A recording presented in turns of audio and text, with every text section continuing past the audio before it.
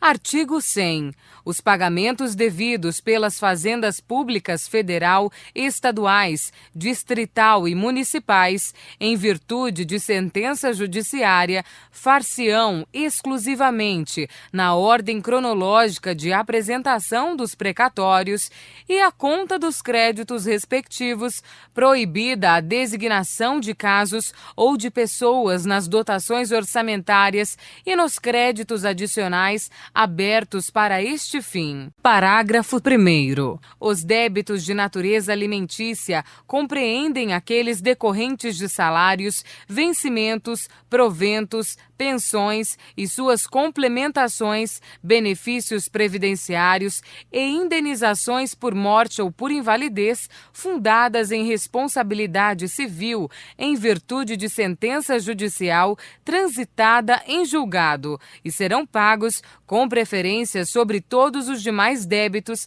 exceto sobre aqueles referidos no parágrafo 2º deste artigo. Parágrafo 2º. Os débitos de natureza alimentícia cujos titulares tenham 60 anos de idade ou mais na data de expedição do precatório ou sejam portadores de doença grave, definidos na forma da lei, serão pagos com preferência sobre todos os demais débitos até o valor equivalente ao triplo do fixado em lei para os fins do disposto no parágrafo 3º deste artigo, admitido o fracionamento para essa finalidade, sendo que o restante será pago na ordem cronológica de apresentação do precatório. Parágrafo 3º. O disposto no caput deste artigo relativamente à expedição de precatórios não se aplica aos pagamentos de obrigações definidas em leis, como de pequeno valor que as fazendas referidas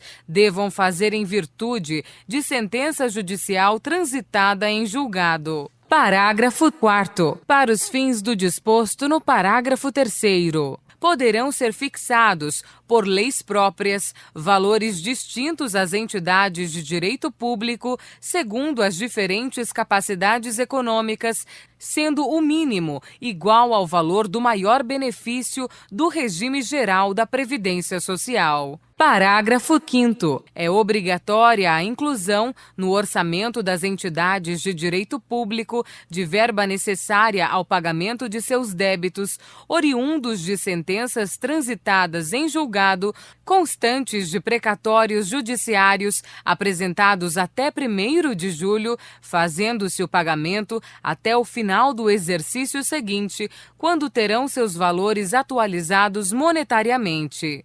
Parágrafo 6º. As dotações orçamentárias e os créditos abertos serão consignados diretamente ao Poder Judiciário, cabendo ao presidente do tribunal que proferir a decisão exequenda determinar o pagamento integral e autorizar, a requerimento do credor e exclusivamente para os casos de preterimento de seu direito de precedência ou de não alocação orçamentária do valor necessário à satisfação do seu débito, o sequestro da quantia respectiva.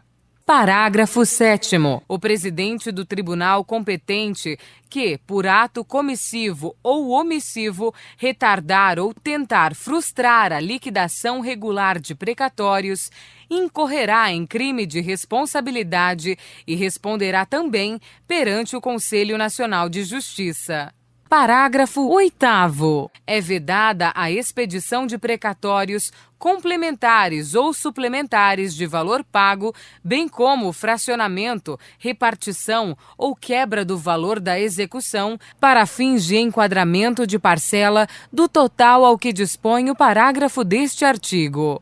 Parágrafo 9º. No momento da expedição dos precatórios, independentemente da regulamentação, deles deverá ser abatido, a título de compensação, valor correspondente aos débitos líquidos e certos, inscritos ou não em dívida ativa e constituídos contra o credor original pela fazenda pública devedora, incluídas parcelas vincendas de parcelamentos, ressalvados aqueles cuja execução esteja suspensa em virtude de contestação administrativa ou judicial. Parágrafo 10. Antes da expedição dos precatórios, o tribunal solicitará à Fazenda Pública devedora para resposta em até 30 dias, sob pena de perda do direito de abatimento, informação sobre os débitos que preencham as condições estabelecidas no parágrafo 9º para os fins nele previsto. Parágrafo 11.